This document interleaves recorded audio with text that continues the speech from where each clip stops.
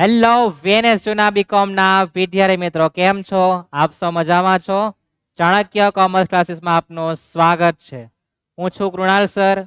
આપણે જોવાનું છે F5 બીકોમ સેમ 1 નું એકાઉન્ટ અને આપણે એનું રિવિઝન લેક્ચરમાં જોવાના છે.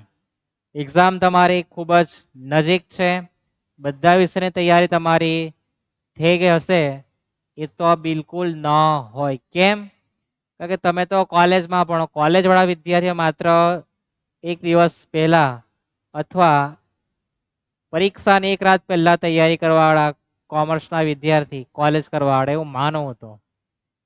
અને જે એક રાત પહેલા જે તૈયારી કરે એના સારામાં સારા માર્ક આવે અને જે બિચારો છોકરો પૂરેપૂરા કે છોકરી જે પણ હોય તે જુલાઈ, ઓગસ્ટ, સપ્ટેમ્બર, ઓક્ટોબર મહેનત કરે અને નવેમ્બરમાં આવીને પાણીમાં બેસી જાય એવું પણ આપણે જોયું છે.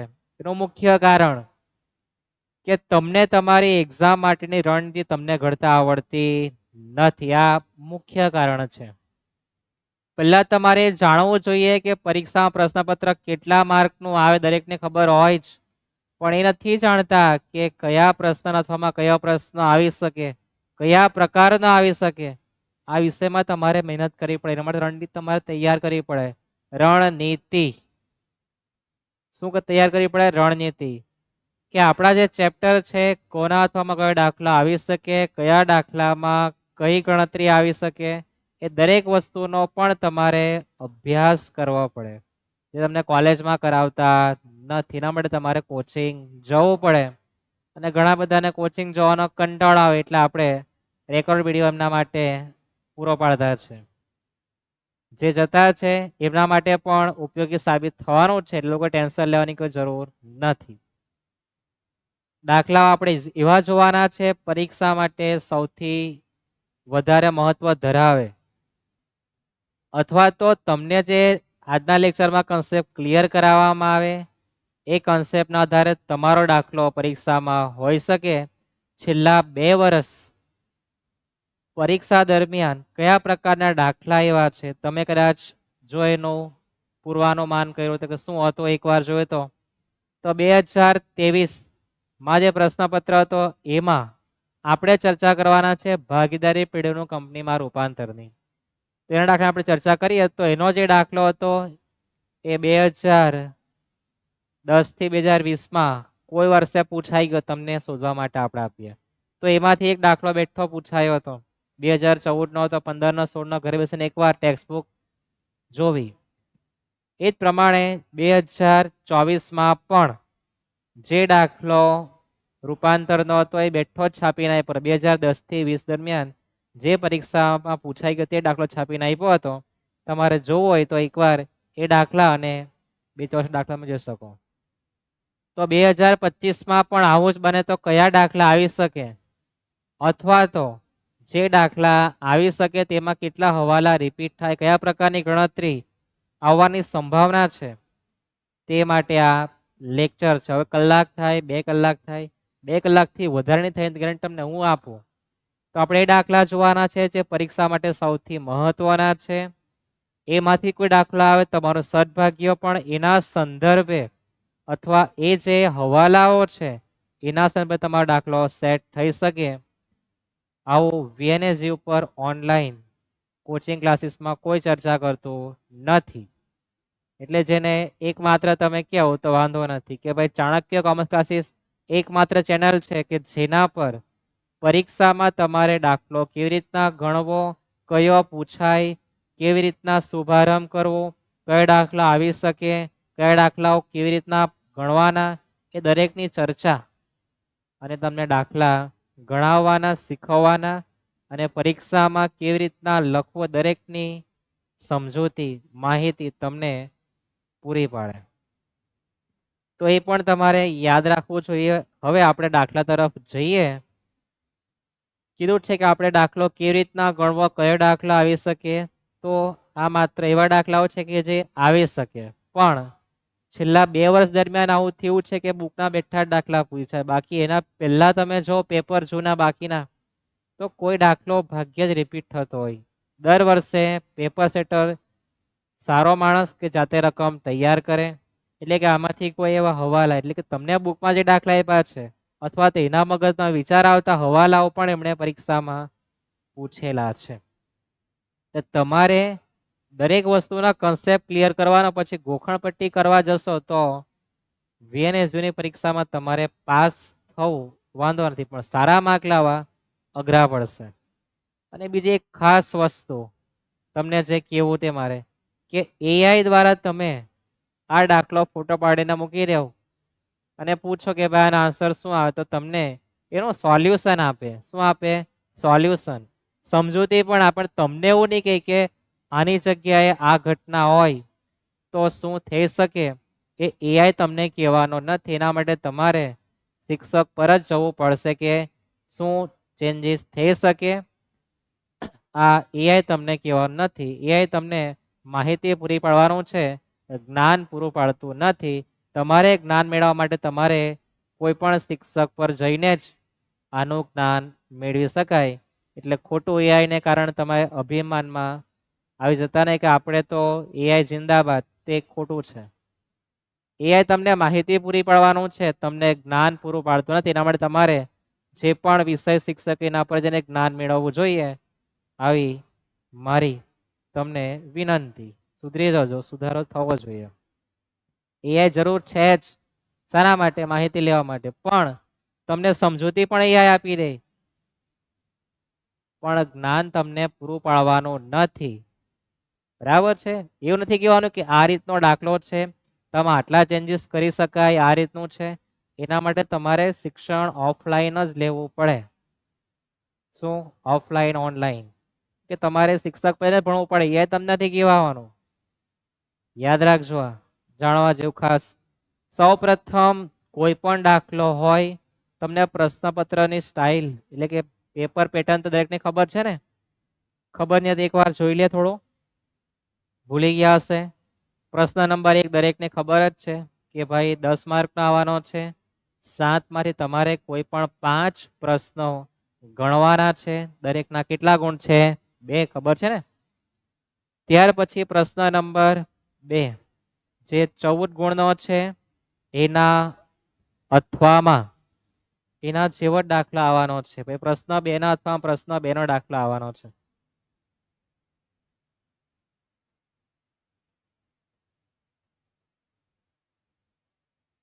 પ્રશ્ન નંબર 2 એના અથવામાં 2 14 માર્કનો રહેવાનો છે. હવે કોઈની ઈચ્છા હોય તો 7 માર્કના 2 દાખલા પૂછવાય તો પણ એ પૂછી શકે, પણ એક દાખલો 14 માર્કનો હશે. હવે કયા દાખલા પૂછી શકે? તો ભાગીદારી પેઢીનું કંપનીમાં રૂપાંતર, એના અથવામાં શાખાનો દાખલો 14 માર્કનો હોઈ શકે, અથવા તો એક દાખલો 7 માર્કનો શાખાનો, એક દાખલો રૂપાંતરનો પણ હોઈ શકે, અથવા તો કંપની રૂપાંતરમાં 7 માર્કના 2 દાખલા શાખાનું અને પાકા સરવૈયાનું માળખું. શું હોઈ શકે? પાકા સરવૈયાનો દાખલો પણ 7 માર્કનો હોઈ શકે. ગમે તે પ્રકારે આવી શકે. એટલે બધી તૈયારી આપણે કરવાની છે. પાકા સરળ માળખાના આપણે લેક્ચર પૂરા પાડ્યા, તમે જોઈ શકો આની પહેલાના વિડીયો. એમાં પાકા સરળ માળખામાં આપણે બધું જ A to Z જે પણ પ્રશ્ન પૂછાય, 7માં પૂછાય કે 14 માર્કમાં, તો બધા કન્સેપ્ટ આપણે ક્લિયર કરાવ્યા છે. પ્રશ્ન નંબર 3 એ પણ 14 માર્કનો, એના અથવામાં પણ તમને 14 માર્કનો દાખલો આપવાના છે, અથવા 7 માર્કના 2 દાખલા હોઈ શકે. જો કોઈ જૂના પેપર જોયા હોય છેલ્લા 2 વર્ષના 23 અને 24, તે પહેલા NAP હતું નહીં, એટલે પેપર જોવા નહીં. 23 અને 24 થી તમારે પેપર જોવાના. 23 થી NAP નામ દરેકને ખબર હશે. છે ને ખબર કે NAP તે જ નથી ખબર? જાણો. ત્યાર પછી પ્રશ્ન નંબર 4 એ તમારી થિયરી છે. કઈ થિયરી છે? આપણે નેક્સ્ટ લેક્ચરમાં એને પણ રજૂઆત તમારી સમક્ષ કરવાના છે. એની તો કોણ ભી એમ કહેશું આપણે કે આટલી જ જોવી થિયરી, આના સિવાય તમારે કંઈ વધારે ન વાંચવું, ત્યાં સુધીને આપણે IMP આપીશું. IMP નું મહત્વ એ નથી કે IMP એટલે આ જ આવે, પણ આપણે જે થિયરી પૂરી પાડીએ એ પ્રકારે જ છે કે આવવાની સંભાવના પૂરેપૂરી વધી જાય. આ જ આવશે એ કહી નહીં શકાય, પણ આટલી થિયરી વાંચો કે 5 વાંચો, એમાં 3 તો હશે જ. કેમ હશે એ મારે તમને કેવું નથી. કેમ નથી કેવું? તો ભાઈ શિક્ષકની પોતપોતાની પદ્ધતિ, કોઈ પોતાનો તમે નરેન્દ્ર મોદીના એટલે આપણા વડાપ્રધાન નરેન્દ્રભાઈ મોદી એમણે કીધું છે કે પ્રશ્ન પૂછ્યો તો એક પત્રકારે કે ભાઈ મોદી સાહેબ તમારી સફળતાનું રાજ, તેમણે એક મસ્ત મજાની કહેવત કીધી હતી, સાંભળી તમે કોઈ?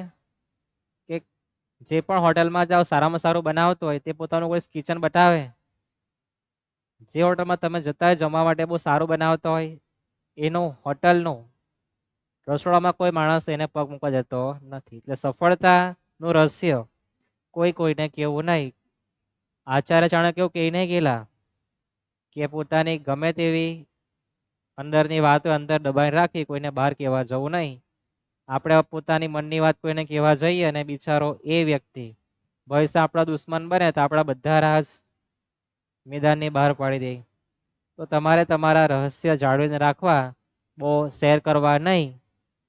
મિત્ર તમારો ક્યારે દુશ્મન બને, દુશ્મન ક્યારે તમારો મિત્ર બને ખબર નહીં પડે. એટલે રહસ્યની જાળવણી રાખવી. એટલે પ્રશ્ન નંબર 4 માં થિયરી કેમ આ જ આવે કે મારે તમને કહેવું નથી. તો આ તમારું પ્રશ્નપત્ર દરેકને ખબર છે જ, અને વિડીયો સ્કીપ કરીને કોઈએ જોવો નહીં. શાંતિ રાખવી, સારામાં સારા માર્ક જોઈતા હોય તો બિલકુલ ઉતાવળ કરવી નહીં. અને સબસ્ક્રાઇબ કરવાનું બિલકુલ નહીં ભૂલતા. કેટલાક તો એટલા બધા જલનવાળા કે 2 સબસ્ક્રાઇબ વધે એટલે તેને કાઢી નાખવું પડે મારામાંથી કે સાહેબના સબસ્ક્રાઇબ વધી ગયા તો પણ મને કોઈ ફાયદો થતો જ નથી.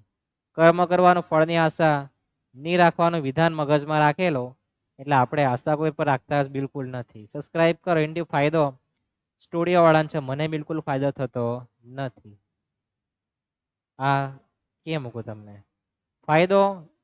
જે આ સ્માર્ટ બોર્ડ છે, ચોક છે, મારું કંઈ પોતાનું નથી, જેનું છે એના માટે ફાયદો છે કે ભાઈ એને કંઈ મળે એના બદલામાં. સમજાયો આટલું? જઈએ આપણે દાખલા તરફ.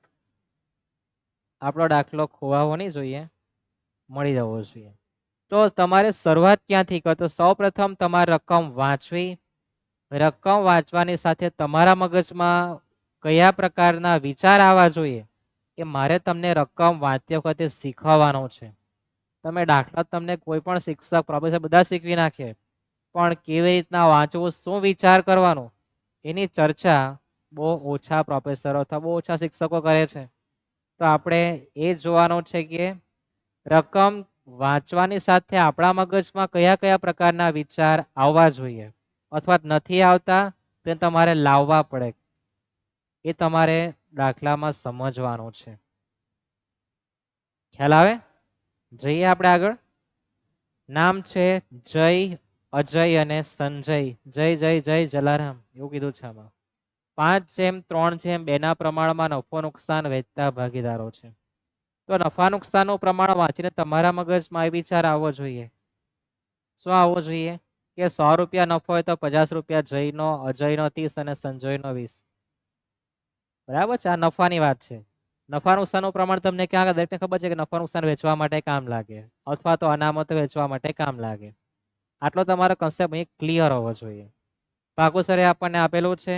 દાખલો કોનો છે? તો સૂચના વાંચો. નીચેની શરતે પેઢીનું કુંદન લિમિટેડમાં રૂપાંતર થયું. એ દાખલો ભાગીદારી પેઢીનો કંપનીમાં રૂપાંતરનો છે. અહીંથી તમને વિચાર આવવો જોઈએ. જેને બિલકુલ જાણતા નથી, પહેલો જ દિવસ છે લેક્ચરનો, એના માટે છે. જે જાણતા છે એ લોકો બહુ ઉતાવળ કરવી નહીં, સમજવાનું છે તમારે પણ કે ક્યાંથી સુમુહૂર્ત કરતો અહીંયા ખબર પડે કે દાખલો રૂપાંતરનો છે. તો આપણા મગજમાં વિચાર એ આવવો જોઈએ કે અમારે એકવાર પાકું સર નજર નાખવું જોઈએ કે શું આપેલું છે. તો ભાગીદારોની મૂડી છે, વનિતાની લોન છે, નફા નુકસાન ખાતું, કારીગર વળતર ભંડોળ છે, ખર્ચ ચૂકવવાનું બાકી, પ્રોવિડન્ટ ફંડ એટલે પીએફ, લેણદારો, મિલકતો આપી છે. તો મગજમાં એ વિચાર આવવો જોઈએ કે મારે ખરીદ કિંમત શોધવાની છે. શું શોધવાનું છે? ખરીદ કિંમત. ક્યારે? ભાગીદારી પેઢીનું કંપનીમાં રૂપાંતર હોય ત્યારે. કેટલાક દાખલામાં શું ગણવું એનો આઈડિયા નથી. મેં તો ઘણા બધા વિદ્યાર્થીઓની ઉત્તર ચેક કરી છે અને જોઈ છે કે જેને બિલકુલ લખવાનું ભાન નથી. મારા મિત્ર છે પ્રોફેસરમાં, તેણે મને બતાવી હતી કે જો આ રીતના લખ્યા આ રીતના ચેક કરીને આપીએ. મેં કીધું વાહ, કેવું પડે. તો નંબર 1, કંપની બેંક શિલ્લક હવાલા. કંપની બેંક શિલ્લક સિવાયની બધી દ્રશ્ય મિલકત લઈ જવાની છે એમ કે તો બેંક સિલક કંપની લેતી નથી. હવે તમને એવું થશે કે સાહેબ ક્યાંથી તમે શુભ મુહૂર્ત કર્યો, તો તમારે એક વખત ટ્રેલર જોઈને આવો. શું એનો ટ્રેલર જોઈને ત્યાં બધું જ કીધું છે કે ખરીદ કિંમત બે પદ્ધતિ ગણાય, ચોખ્ખી મિલકત અને અવેજ પદ્ધતિ. હવાલા વાંચીને હવાલા ટીક કરવા, ચોખ્ખી મિલકતના કયા કયા નિયમ આવે, એ દરેક ટોપિક ચર્ચા આપણે કરી છે એટલે એકવાર જોઈને આવવું. કંટાળો કોઈને આવવો જોઈએ નહીં. ભગાઈ ભગાઈને જોશો તો કદાચ તમારું કઈ ટોપિક સમજવા રહી જશે અને પછી પરીક્ષામાં એને યાદ નહીં કરવો. તો કંપની બેંક સિલક સ્વીકારતીની ચોકડી મારી દેવી. નંબર 2, વનિતાની લોન 10% પ્રીમિયમે ચૂકવવા ₹10 ની દાર્શનિક કિંમતના કુંદન લિમિટેડ એટલે કે નવી કંપની તમને ખરીદનાર કંપની પ્રેફરન્સ શેર આપવાની છે. એટલે વનિતાની લોન માટે તમને હવાલો નંબર 2 આપેલો છે કે લોન માટે તમારે એને સ્પેશિયલ પ્રેફરન્સ શેર આપવાના. શું આપવાના છે? પ્રેફરન્સ શેર તમારી કંપનીના. તમે પોતે કોણ? તો કુંદન લિમિટેડ સમજવાનું. ત્યાર પછી નંબર 3 માં કુંદન લિમિટેડ ₹100 નો એક એવા 12,000 ઇક્વિટી શેર બાકીના રોકડા આપેલા છે એમ કે તો બાકીના રોકડા તો તમને મેં એવું શીખવેલો તો યાદ છે દરેકને કોઈને? જે પહેલી વાર જો એ લોકો એકવાર શું જોઈને આવે? ટ્રેલર. કોનું? ભાગીદારી પેઢીનું કંપનીમાં રૂપાંતર છે જ. કુણાલ સર પર ક્લિક કરો ને પછી અંદર જો તમે બધા વિડીયો છે ઉપલબ્ધ તમારી માટે. તો બાકીની રકમ રોકડમાં એટલે ચોખ્ખી મિલકત મુજબ ગણતરી કરવાનું. આ તમારા મગજમાં વિચાર આવવો જોઈએ. અને ચોખ્ખી મિલકત એટલે કુલ મિલકત માઇનસ કુલ દેવા. આ પણ તમારા મગજમાં વિચાર આવવો જોઈએ. અને એ પણ યાદ આવવું જોઈએ કે ચોખ્ખી મિલકત ગણે ત્યારે પાકાસરામાં આપેલી પાઘડી અને અવાસ્તવિક મિલકત ધ્યાનમાં ન લેવી. કંપની જેની નવી કિંમત આપશે, જેમ કે આ મકાનની કિંમત 6 લાખ આપી ને, તેની નવી કિંમત બાકીનાની આપણે ચોપડામાંની કિંમત લખવાની. અને ચોપડે કિંમત એટલે ત્યારે જો આ બાજુ મૂડી દે આ બાજુ આપણને ઘસારા ભંડોળ આપ્યો હોય તેને બાદ કરીને પછી લખવું. આટલો વિચાર તમારા મગજમાં આવવો જોઈએ. તો તમારો દાખલો સાચો જવાની સંભાવના 100% થશે. સમજાયું આટલું? યાદ રહેશે ને? તમારા મિત્રને વિડીયો શેર કરો કે તમારા માટે ફાયદો જ છે. કર ભલા હો ભલા છે ને કહેવત, એ વાસ્તવમાં લાગુ પણ પડે. નંબર 4, લેણદારો પોતાના લેણાની 80% રકમ પેટે ચૂકતીના હિસાબે કુંદન લિમિટેડના ₹100 નો એવા 8% ડિબેન્ચર આપે. તો લેણદારો માટે પણ આપણે સ્પેશિયલ આપવાના શું છે? ડિબેન્ચર. શું આપવાના છે? ડિબેન્ચર. લોન અને લેણદાર માટે આપણે સ્પેશિયલ શું આપવાના? ડિબેન્ચર અને પ્રેફરન્સ શેર. કેટલાકને કન્ફ્યુઝન થાય કે ડિબેન્ચર અને પ્રેફરન્સ શેર છે શું? તો એ કંપનીના હવે જ પોતાના તાકતવર કંપની જ્યારે પેઢીનો ધંધો ખરીદી કરે ત્યારે કંઈ તો આપવું બદલામાં. તો કંપની પર પોતાના શેર હોય, ડિબેન્ચર હોય, એ બધું આપવાની છે. કોને? પેઢીને. શાના માટે? પેઢી પોતાના દેવા ચૂકવે એના માટે. લોન એ દેવું જ કહેવાય ને. તો તમે પોતે સમજો કે મેં જય અજય સંજય છું, મારી પર વનિતા પૈસા આપી, લોનના પૈસા મારે ક્યાંથી આપવા? તેના માટે કુંદન તમને શું આપવાનો છે? પ્રેફરન્સ છે. તમારે એના બદલામાં આપી દેવાનું. કહેવાનો ભાવાર્થ આવો છે. આ તમને એઆઈ નથી કહેવા આવવાનું કે આ રીતનું છે. એ ખાલી કહે જ હશે, બોલતો પણ નથી, માત્ર સમજૂતી આપી હશે. પણ તમારી ક્ષમતા આટલી હોય એ ક્યારે થાય? કે તમે શિક્ષક દ્વારા અભ્યાસ કર્યો હોય તો જ થવાનો છે, બાકી નથી થવાનો.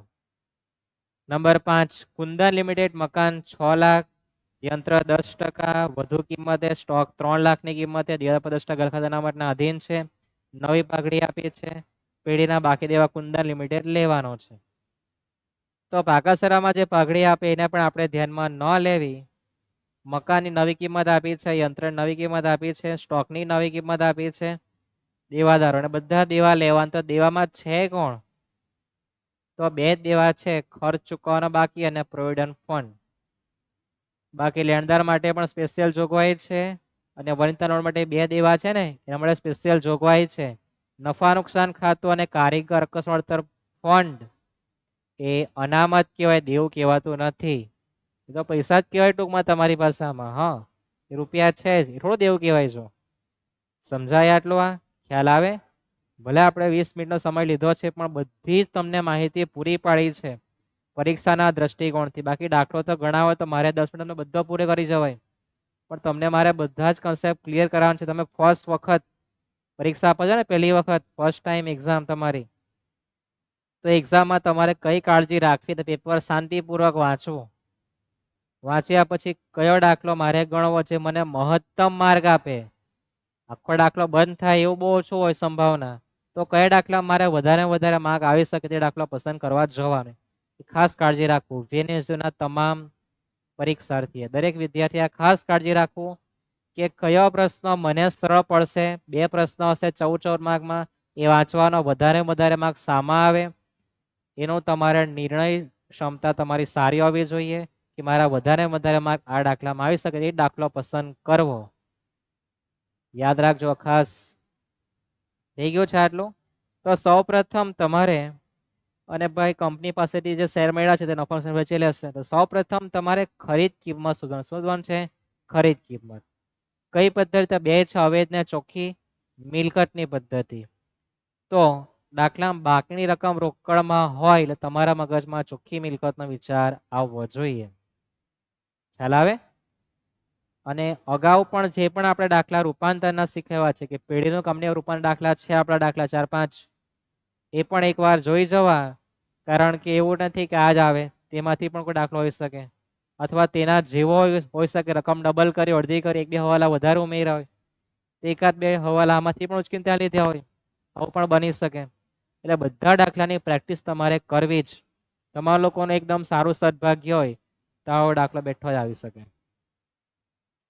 જઈએ ચોખ્ખી મિલકત તરફ. ચોખ્ખી મિલકત બરાબર કુલ મિલકતો માઇનસ કુલ દેવા.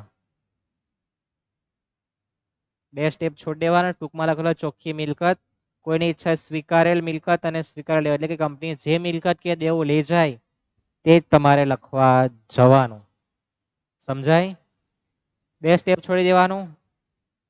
હેડિંગ આપવાનું મિલકતો, હેડિંગ આપવાનું દેવાભાઈના દેવા. તો મિલકતમાં કઈ મિલકત? તો તમારે પાકસરા મિલકત તરફ જોવું, આમ કરીને, કે જ્યાં ચોકડી મારી એને મારે લખવાનું નથી. જ્યાં ખરું કર્યું છે ત્યાં મારે હવાલો વાંચવાનું અને પછી કિંમત નક્કી કરવા જવાનું. આટલો તમારો કન્સેપ્ટ ક્લિયર હોવો જોઈએ. મકાન આપેલું છે, એના પર આપણે ટીક કર્યું છે. મકાન માટે નંબર 5માં છે કે મકાન 6 લાખની કિંમતે લેવું. તો તમારે લખવાનો સૌપ્રથમ મકાન એટલે 2 કાન નહીં, 6 લાખ. તમને નવી કિંમત આપી તો તમારે નવી કિંમત આને કહેવાય બજાર કિંમત. શું કહેવાય? બજાર કિંમત. તે લેવા જવાનું. ત્યાર પછી તમને યંત્ર માટે પણ સૂચના આપી કે યંત્રની કિંમત 10% વધુ. તો તમને યંત્ર કેટલા આપેલા છે? 4 લાખ. તમારી પર ઘસારા ફંડ તો કઈ આપ્યું જ નથી. કેલ્સી પકડવાની, કેલ્સીમાં લખવાનું 4 લાખ વત્તા, ક્યાં વત્તા? તો વધુ કિંમત છે એટલે વત્તા 10%નું બટન.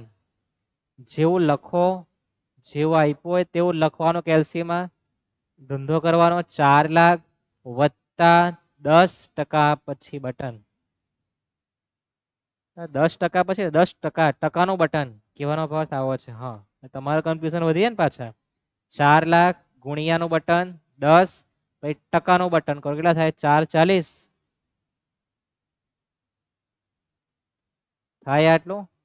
ત્યાર પછી સ્ટોક. તો સ્ટોક જોઈએ આપણે, તો સ્ટોકની કિંમત આપણને 3 લાખ આપી છે. કેટલી આપી છે? નંબર 5માં દેખાય ને દરેકને, સ્ટોક 3 લાખ. તો સ્ટોક લખવાનો છે 3 લાખ. ત્યાર પછી દેવાદારો છે 10% ગલખાતને, ગલખાત અનામતને આધીન છે. તો ગલખાત અનામત એટલે કે આપણા પૈસા બહુ જ મરાય તેની સંભાવના છે એમ કે, એટલે આપણે રિઝર્વ રાખેલા એમ કે 10% પૈસા. તો 225 માઇનસ કરી દેવાના 10%, 2,02,500. કેટલા દેવાદારો? 2,02,500. બેંક સિલક ના કીધી છે. પછી હવાલામાં તમને જો પાઘડી આપી છે 2 લાખ રૂપિયા, એ પણ લખવાની. પાઘડી કૌંસમાં નવી. કોઈની ઈચ્છા હોય તેને પહેલા જ મિલકતમાં લખો તો વાંધો જ નથી, કે તમને યાદ રહે કે હવાલામાંની પાઘડી પહેલા લખવા જવાનું. પછી લખો, વચ્ચે લખો, જ્યાં લખો ત્યાં. તો આપણે વાંચતા ગયા લખતા ગયા છે એટલે. તો આપણો મિલકતનો પિક્ચર અહીંયા પૂરું થાય. એનો સરવાળો કરીએ આપણે. 6,04,40, 3,00,000, 2,02,500 અને આપણા 2 લાખ.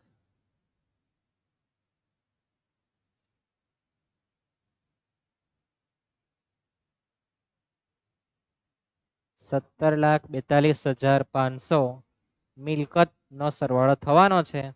દેવાના ઘરમાં જઈએ તો કુંદન લિમિટેડ ખાલી દેવા લેતી છે. કયા દેવા લેવાના છે? ખર્ચ ચૂકવવાના બાકી અને પ્રોવિડન્ટ ફંડ, બે દેવાના છે.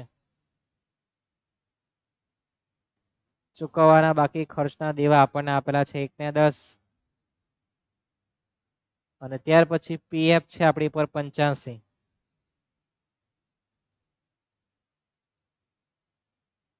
તો કેટલા થવાના? 1,95. તો આપણા દેવા થશે 1,95,000. તો 17,42,500 માઇનસ 1,95,000 કરો.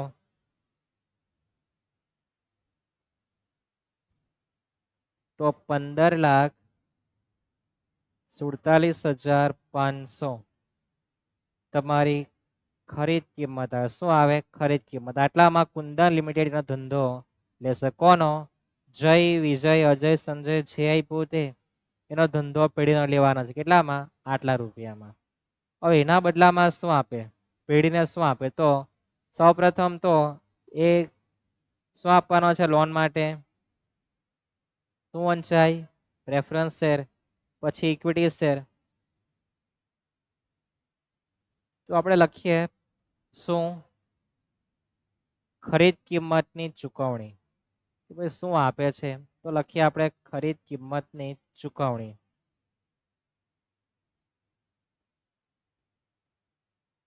સૌપ્રથમ એ પ્રેફરન્સ શેર આપવાનો છે. કેટલા આપે? તો વાંચો. કુંદન લિમિટેડ 12% પ્રેફરન્સ શેર આપે. કેટલા આપે? 12% પ્રેફરન્સ શેર. શાના માટે આપે? તો વનિતાની લોન ચૂકવવા માટે. શાના માટે? લોન માટે. તો વનિતાની લોન 10% પ્રીમિયમે ચૂકવવાની છે. તો વનિતાની લોન છે કેટલી? 1,60. પ્રીમિયમ પ્લસ થાય, દરેકને ખબર છે. ટૂંકા દાખલા તમે જો જોયા હોય તો, અથવા આપણે જો ટ્રેલર છે એમાં પણ કીધું જ છે. જો તમે જોઈને આવ્યા ટ્રેલર તો 1,60,000 પ્રીમિયમ હોય તો પ્લસ, વટા હોય તો માઇનસ. તો પ્રીમિયમ છે તો 1,60,000 પ્લસ 10% કરો તો કેટલા આવે? 1,76,000 રૂપિયાના તમારા પ્રેફરન્સ શેર આવે. શું આવે? Preference share. ત્યાર પછી પેઢી કુંદન લિમિટેડ ને પેઢીને કુંદન લિમિટેડ ₹100 કેવા? 12,000 ઇક્વિટી શેર. બાકીના રોકડા. તો ઇક્વિટી શેર આપણને કેટલા આપે? તો આપણને ઇક્વિટી શેર આપે ₹100 એવા 12,000 આપે. તો કેટલા થવાના છે? 12 લાખ. થાય ને? 12 લાખ. અને રોકડા આપે એમ કે. શું આપે? રોકડા. જે આપણને કીધું તે લખેલું છે કે આપણને ઇક્વિટી શેર દરેક ₹100 નો કેટલા? 12,000. 2 0 સેટ કરો વચ્ચે. 12 લાખ થઈ ગયા. બાકીના રોકડા. રોકડા આપણને જાણતા નથી, આપણે ક્વેશ્ચનમાં કરી દીધું છે. પછી બીજું કઈ આપેલું છે? શાના માટે? ચૂકવણી માટે. જો નંબર 4 માં કે લેણદારોને 80% ચૂકતીને હિસાબે ₹100 8% ડિબેન્ચર આપેલો છે. તો લેણદારો છે કેટલા? 1,90,000. 1,90,000 એના 80% કરવાના. શું કરવાનું? ગુણ્યા 80%. તો 1,52,000 રૂપિયાના શું આપે? 8%ના ડિબેન્ચર.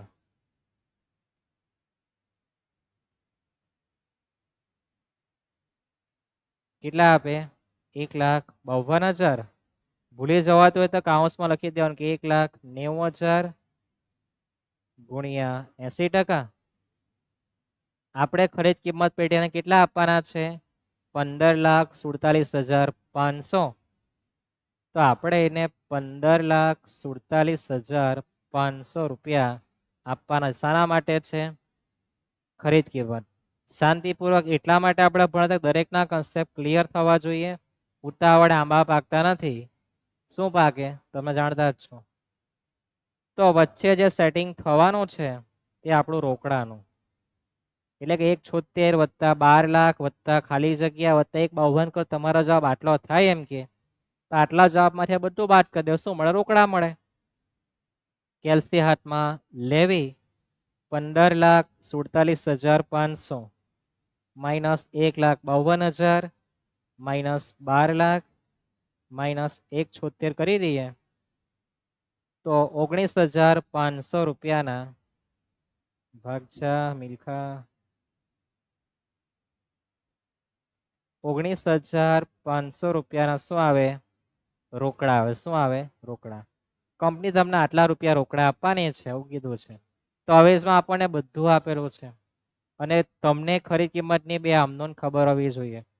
શાના માટે? તો ઘણા બધાને ખરીદ કિંમત ક્યાં લખવી, કેવી રીતના લખવી એનો કન્સેપ્ટ હજુ ક્લિયર નથી. તો તમને મેં આમનોન લખી આપું, એના પર તમને સમજાવ કે આ રીતના લખવાનો સીધું જ. તો તમારે ખરીદ કિંમતની છે બે આમનોન લખવાની છે. એ પહેલી આમનોન શું લખવાની? તો ખરીદ કિંમત લેણી થાય તેની. કોના પરથી પૈસા લેવાના થાય? કુંદન પરથી. તો લખવાનું ખરીદનાર કંપની ખાતે ઉધાર અથવા તમને જે નામ આપેલું છે ને આપેલું કુંદન જ છે ને, કુંદન લિમિટેડ ખાતે ઉધાર અથવા તો ખરીદનાર કંપની ખાતે ઉધાર. કેટલા પૈસા લેવાના થાય? 15,47,500. 15,47,500 તે માલ મિલકત નિકાલ ખાતે.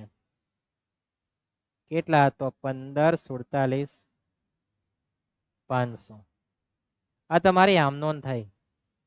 શું થાય? આમનોન. પૈસા લેવાના કોના પરથી? કુંદન. તમને ખબર છે? ખબર છે ને? કુંદન લિમિટેડ ખાતે આ પૈસા લેવાના. કુંદન લિમિટેડ ખાતે ઉધાર તે માલ મિલકત નિકાલ ખાતે. આપણો માલ મિલકત જવાનો, એના બદલામાં પૈસા આવવાના કુંદન પરથી.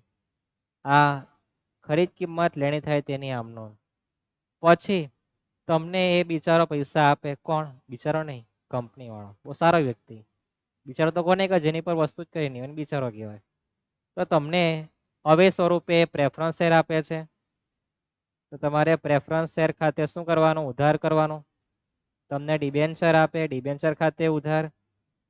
રોકડા આપે, રોકડ ખાતે ઉધાર.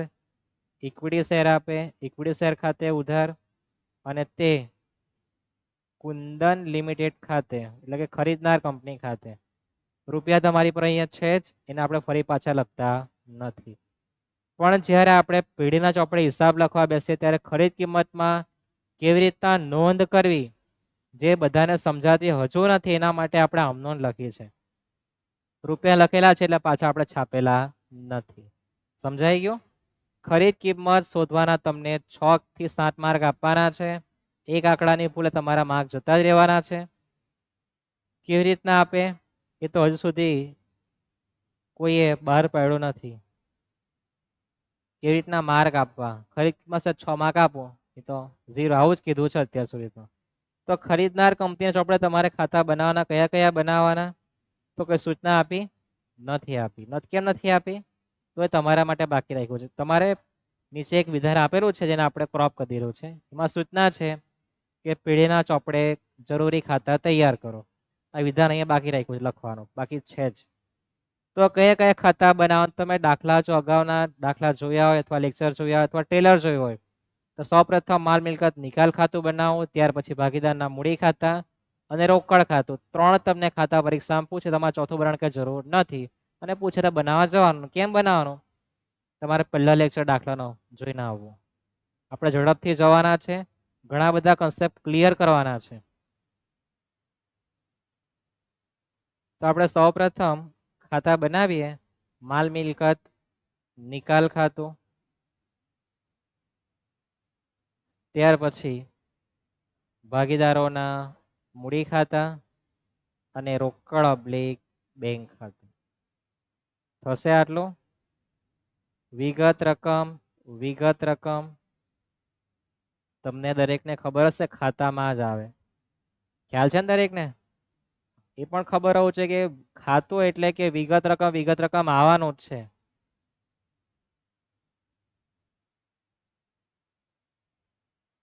અને ભાગીદારો 3 છે, તો જય, અજય અને સંજય.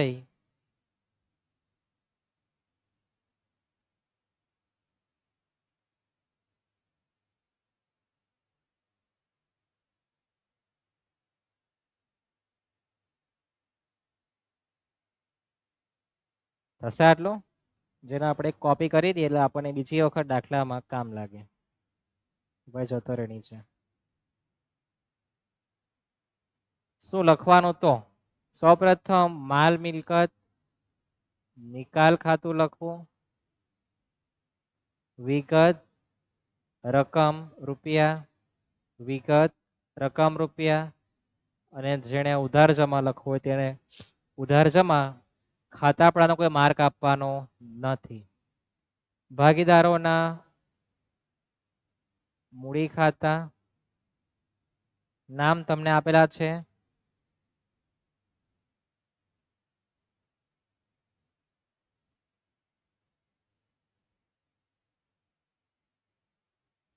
શું નામ છે? જય, અજય ને સંજય. જય નો જે, અજય નો એ અને સંજય ને એસ લખવાના છે આપણે ટૂંકમાં જ. જય, અજય અને સંજય. તમારી ભાષામાં એને જસ પણ તમે કહી શકો. વિગત રકમ તમારે લખી દેવાનું, હવે દરેકને ખ્યાલ છે. ત્યાર પછી રોકડ ખાતું,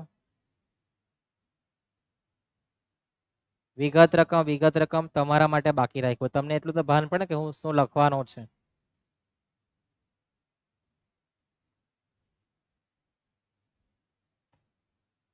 થાય છે આટલું, જઈએ આપણે આગળ. હવે ખાતા ત્યાર પછી શું ગણવાનું આપણે દરેક દાખલામાં ચર્ચા કરી છે, પણ આજે પહેલો દાખલો છે આપણે 1 મહિના પછી. તો યાદ કરી ખાતા ત્યારે પછી તમારે સૌપ્રથમ મૂડી ખાતામાં બાકી લખવી. તમને 10 સ્ટેપમાં લખાવેલા છે, કોઈને યાદ હોય તો જોઈને આવું, અથવા લખેલો નોટ મારે જોતા જાઓ. એ પ્રમાણે તમારો દાખલો 100% સાચો ગણવાની સંભાવના 100%. તો સૌપ્રથમ મૂડી ખાતામાં તમને જે બાકી આપી છે તે, અથવા સમજ નહીં પડતી હોય તો તમારે લખી દેવાનું કે મૂડી દેવા જમા અને મિલકત લેણા ઉધાર. મૂડી દેવા બાજુનું બધું જવામાં લખવાનું અને મિલકત બધું ક્યાં લખવાનું? ઉધાર બાજુ. તો સૌપ્રથમ મૂડી લખવાની જય, અજય અને સંજયની. જયની છે 350. વિગતમાં લખવાનો બાકી આગળ લાવ્યા.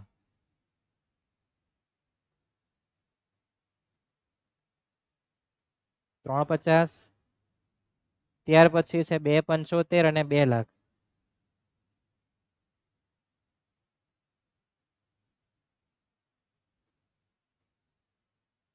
આ રીતના બાકી લખવી. રોકડ ખાતામાં કોની બાકી લખવાની? પહેલા મૂડી ખાતામાં બાકી લખવા. રોકડ ખાતાની પછી બાકી લખવાની. રોકડ ખાતામાં જમા બાજુ બાકી આગળ લાવ્યા. ત્યાર પછી બાકી લખવાનું રોકડ ખાતામાં.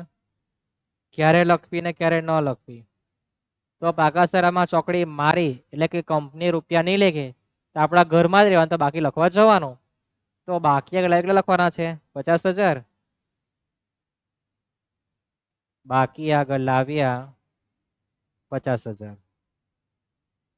આ તમારો પહેલો સ્ટેપ ક્લિયર થયો. ખાતા બનાવો, બાકી લખો.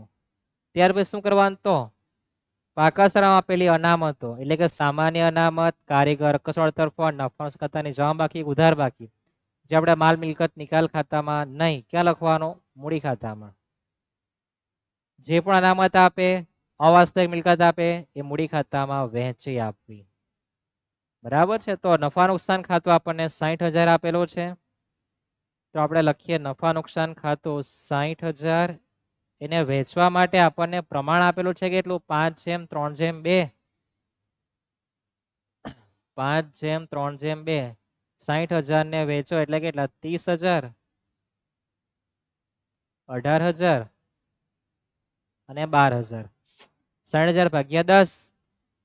કેલ્શિયમ આપણને 60,000. 10 કાથી? તો 5, 3, 2 નો સરળ 10 ગુણ્યા 5 પછી બરાબરનું બટન, પછી કોઈ ગુણ્યા નહીં, પછી કેલ્સીમાં 3 નું બટન, પછી બરાબર 2, પછી બરાબર બટન કરો. આવી ગયા જવાબ. ત્યાર પછી આપણી પર કારીગર અકસ્માત વળતર ફંડ છે 2,20,000. કારીગર અકસ્માત વળતર ફંડ 2,20,000 ભાગ્યા 10 ગુણ્યા કરો 5.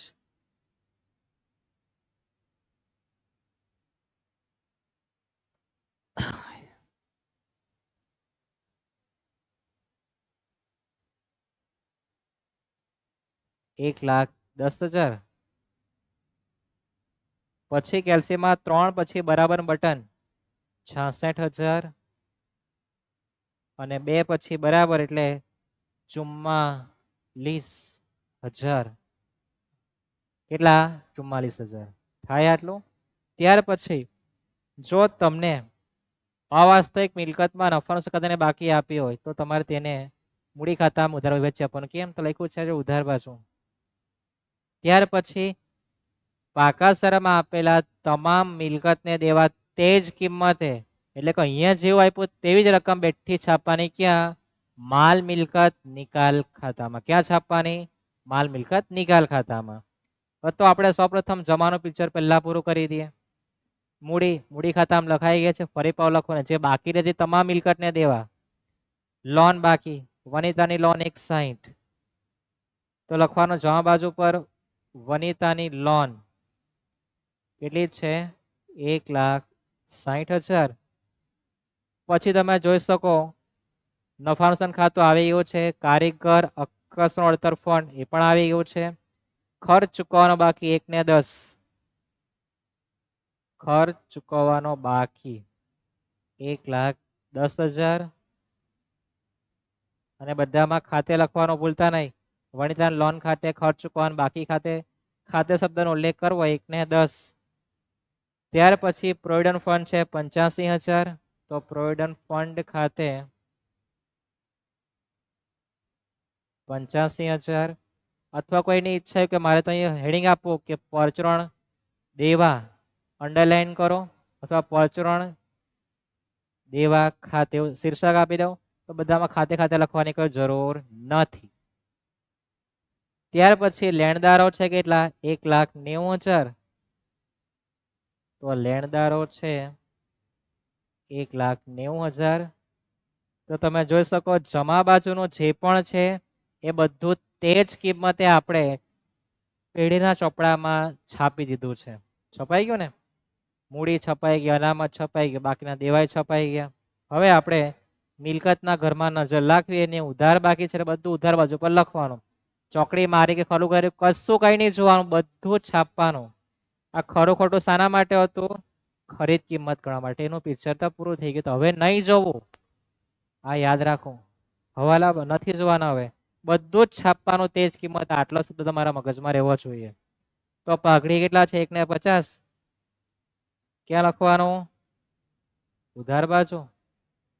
પાઘડી ખાતે 1,50. ત્યાર પછી મકાન 4,95.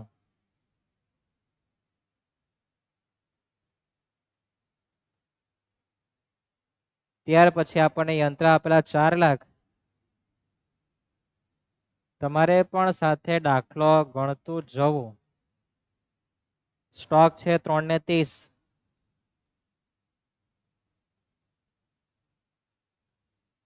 જોવાથી કોઈને કઈ આવડતું નથી. દેવાદારો છે 2 ને 25.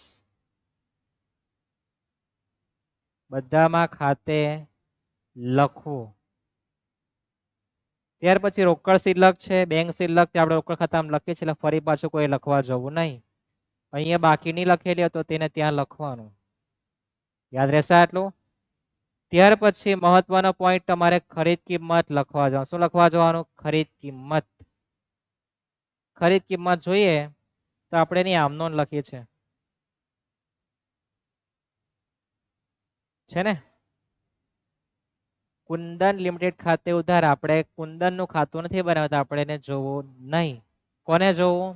માલ મિલકત નિકાલ ખાતે જમા છે. તો તમને દરેકને ખતરણીનો ખ્યાલ તો છે ધોરણ 11 માંથી. યાદ છે ને? ભાગ એકમાં ચેપ્ટર નંબર 8 ખાતા વહી ને ખતવણી યાદ છે ને? એ તો જજો 11 ધોરણની નોટ તમારી પર હશે તો બહુ સારું કહેવાય. 11મા ધોરણે તમે કોમર્સનો અભ્યાસ કરો, તમારે એક પણ નોટ પુસ્તક વેચવું નહીં. જો તમે કોમર્સ ફિલ્ડમાં કોઈ પણ ધંધો કે નોકરી કરવા માંગતા હોવ તો બધું વસ્તુ જરૂરી છે. એટલે કોઈ ચોપડા વેચવા નહીં, નોટ પણ નહીં વેચવી. જાણો કે નિયમ તમારો ભૂલાઈ ગયો હોય તો કામ લાગે. તો માલ મિલકત નિકાલ ખાતે જમા છે, આપણું ખાતું બનાવેલું છે. તો માલ મિલકત નિકાલ ખાતામાં જમા બાજુ પર જવાનું અને જમા બાજુ પર શું લખવાનું? જમા બાજુ પર લખવાનું તમારે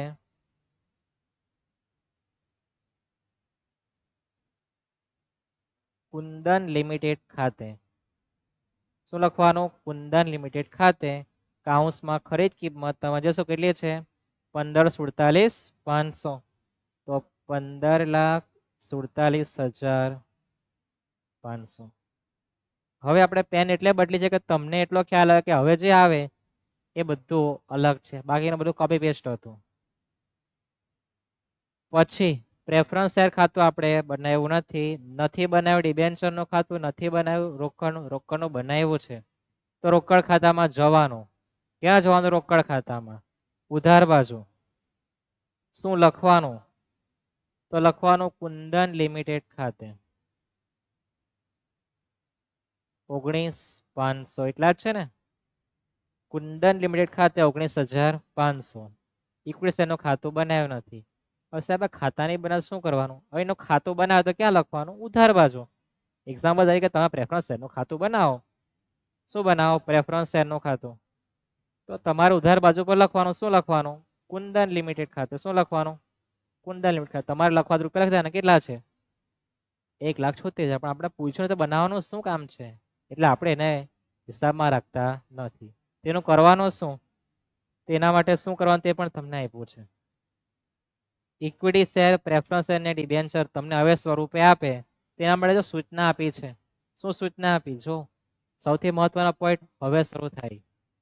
ખરીદ કિંમત ક્યાં લખવી? માલ મિલકત નિકાલ ખાતામાં જમા બાજુ પર. એના બદલામાં જે પણ આપે તે જે તે ખાતામાં શું કરી દેવાનું? ઉધાર કરી દેવાનું. પછી તમારે શું યાદ કરવાનું? હવાલા. શું યાદ કરવાના? હવાલા. નંબર 1 પિક્ચર પૂરું થઈ ગયું છે. નંબર 2 નો હવાલો વાંચીએ. તો વનિતાની લોન માટે આપણે એને શું આપવાના છે? 12% પ્રેફરન્સ શેર. તો મારી પર જે 12% પ્રેફરન્સ શેર છે કેટલા છે? તમે જોઈ શકો કેટલા છે આપણી પર પ્રેફરન્સ શેર? 1,76 ના. તે આપણે શાના માટે આપવાના છે? વનિતાની લોન માટે. તો વનિતાની લોન માટે આપણે શું આપવાના છે? Preference share. તો આપણે લોનના જે રૂપિયા આપવાના થાય આ દેવ તે આપણે ચૂકતે માટે પ્રેફરન્સ શેર આપ્યા એટલે આપણે ઉધાર બાજુ પર લખવાનું. અને તમને મેં કીધું કે તમે જો ખાતું બનાવે તો ખાતું બનાવ્યું તો આ બાજુ કુંડન, આ બાજુ શું લખવાનું? મામી. શું લખવાનું? મામી 1,76. આ બાજુ 1,76. સરવાળા થઈ ગયા. 2 અસર અપાઈ ગઈ. જો ખાતું બનાવો તો ચાઇનીઝ ભાષામાં તમને સમજ નહીં પડે એના માટે જ છે. હા, તમને કન્સેપ્ટ ક્લિયર છે જ છે ને દરેકને? જરૂર નહીં મળે ખાતાનું. આ બાજુ કુંદન ને પેલી બાજુ માલ મિલકત. પ્રેફરન્સ નો પિક્ચર પૂરું થઈ ગયું. ત્યાર પછી ઇક્વિટી શેર છે એના માટે જોઈએ. તો ઇક્વિટી શેર માટે વાંચો નીચે છેલ્લે. ભાગીદારોને કંપની પાસેથી મળેલા શેર, અથવા તમે ઉપરથી વાંચતા હો તો એ વાંધો નથી. ક્યાંથી વાંચ્યું? ઉપરથી વાંચીએ. ચાલો, નંબર 2 નો હવાલો પૂરો થઈ ગયો. નંબર 3 માં ઇક્વિટી શેર આપેલા છે. આવી ગયા. ઇક્વિટી શેર આપણને આપ્યા તે નફા નુકસાનમાં શું કરે? વેચી લે. તો ઇક્વિટી શેર છે કેટલા? તમે જોશો કેટલા છે? 12 લાખના. કેટલા છે? 12 લાખના. જેને આપણે વેચી આપવાના. ક્યાં? ભાગીદારના મૂડી ખાતે. ઇક્વિટી શેર 12 લાખ છે. વેચવાનું પ્રમાણ 5:3:2. કેટલા આવે? 6 લાખ. પછી કેટલા આવે? તો 12 તાલી 36 એટલે 360 અને 2 40.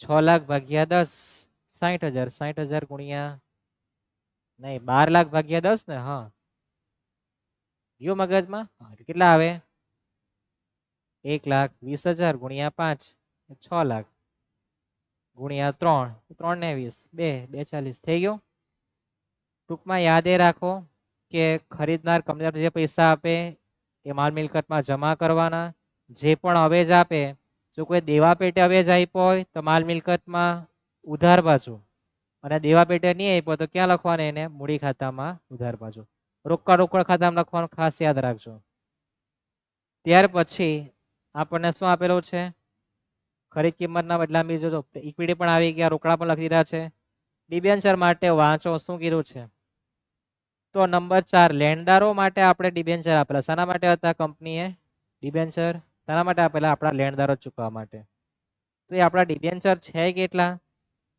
8% કેટલા છે 1,52 તો લેણદારો અહીંયા છે એના માટે આપણે 1,52,000 રૂપિયાના આપણે આપણા ડિબેન્ચર 8% આપી દેવાના 8% શાના માટે દરેક ખબર ને 8% વ્યાજ મળે વાર્ષિક યાદ હોય તમને રહેશે આટલું યાદ આ તમારી ખરીદ કિંમતની નોંધ હતી જો 4 જગ્યા થાય જે ખરીદ કિંમત મળે એ માલ મિલકતમાં જમા કરો બદલામાં જે પણ અવેજ મળે એ માલ મિલકતમાં ઉધાર ક્યારે કરવાનું જો કોઈ દેવા પેટે આપ્યો હોય તો બાકી ભાગીદારના મૂડી ખાતામાં લખવાનું રોકડ ખાતામાં લખવાનું યાદ રાખજો હજુ એક ટોપિક છે પછી લાવીએ આપણે એને આટલું સમજાઈ ગયું ખરીદ કિંમતની નોંધ થઈ ગઈ પછી તમારે જે મિલકત કે દેવું કંપની નહીં લઈ ગયેલી તે આપણે એને વેચી નાખવું પડે મિલકતને દેવું ચૂકવી આપવું પડે તો આ બધું જોઈએ તો આપણી પર લોન હતી એના માટે આપણું ચૂકવાઈ ગયું લેણદારો હતા એનું પિક્ચર પણ ચૂકવાઈ ગયું મિલકત તો ભરી જ લીધી હતી પાઘડી અદ્રશ્ય મિલકત જે કોઈને માથા પર આપી શકાતી બિલકુલ નથી એટલે એ પણ નહીં આવે બેંક શિલ્લક એ પણ નહીં આવે એક્સ્ટ્રા હવાલામાં જોવાનો કશે વિસર્જન ખર્ચ આપેલો છે ખાસ જોવાનું વિસર્જન ખર્ચ બીજું કઈ આવે ને છુપાવાલામાં જે નથી આપ્યો તો આપણી બધી માહિતી આવી ગઈ કોઈ બાકી રહેતું નથી આટલું જ હતું સિમ્પલ છે ને બંધ કરીએ આપણે આપણું માલ મિલકત નિકાલ ખાતું સરવાળા કરો તો વેલ એન્ડ ગુડ પણ મેં તો એવું માનું કે તમને તફાવત કરતા આવડવું જોઈએ અને મેં તો એવું પણ માન્યું કે આપણો નફો જ થવો જોઈએ ધંધામાં સૌ પ્રથમ જમાનો સરવાળો કરો ને પછી ઉધાર માઇનસ કરી નાખવાનો જોઈએ નફો જ આવે 100% તો 99% હાઈટ ખોટ આવી શકે 160 પ્લસ 1 ને 10 plus 85,000 plus 1,90,000 plus 15,47,500 minus 1,50 minus 4,95 minus 4 lakh minus 3,30,000 minus 2,25 minus 1,76 minus 1,52,000 કરો તો 1,64,500 તમારો નફો આવે કેટલા આવે 1,64,500 ને તમારે મૂડી ખાતા વેચી આપવાનું માલ મિલકત નિકાલ ખાતે ભાગ્યા 10 ગુણ્યા 5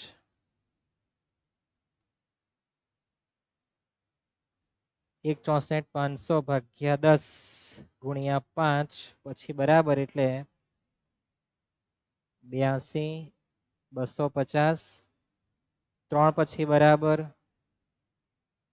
49 350 2 પછી બરાબર 32,900 પછી તફાવત કરવાનો મૂડી ખાતામાં જે આવે તેને લઈ જવાનો રોકડ ખાતા અને પછી રોકડ ખાતામાં સરવાળા સરખા થવા જ ને લખવા જવાનો એના માર્ક આપવાના છે તો સરવાળો કરીએ તો તમારો જય તો ઉધાર બાદ તફાવત લાવે તેવો છે જા બાજુ પર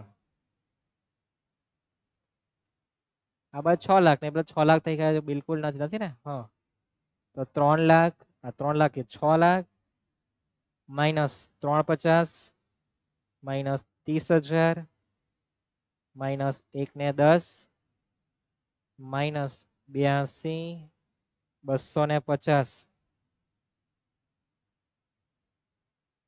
27,750 આવે ત્યાં જમા તો અહીંયા ઉધાર જયના મૂડી ખાતે લખવાનું 27,750.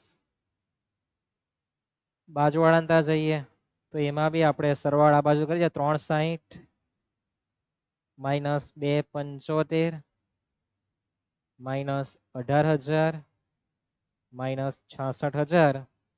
તો આનો તો તફાવત 1,000 આવે.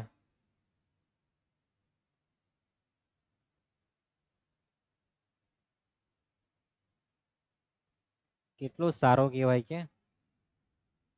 શું નામ છે એનું? અજયના મૂડી ખાતે 2 lakh plus 12,000 plus 44,000 plus 32,900 2,88,900 minus 2,40,000. તો તફાવત 48,900 આવે. કેટલા આવે? 48,900. જે સંજયના મૂડી ખાતે થવાનો છે. કોના ખાતે? સંજયના મૂડી ખાતે. સરવાળા કરો તો બંને બાજુ સરખું થાય તેવું બિલકુલ મને કઈ દેખાતો નથી. તો આપણે સરવાળા કરીએ એમાં કશે આપણી ભૂલ હોય તો આપણે એકવાર જોઈ લઈએ. છે જ ક્યાં છે? તો આ છાપામાં બધું બરાબર હતું. શું હતું કઈ બાકી રહી ગયું તેવું?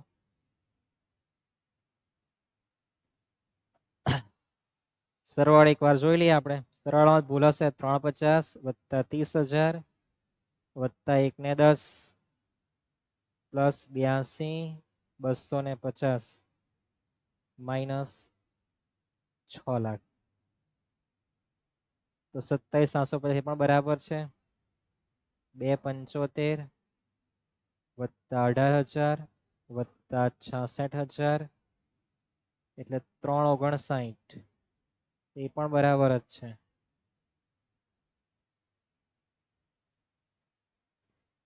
જોઈએ આપણી ભૂલ ક્યાં થઈ. 50,000 19,500 27,750 વત્તા 1,000 98,250 માઇનસ 48,900 49,350 નો તફાવત આવતો છે. જોઈએ આપણી ભૂલ ક્યાં થઈ છે.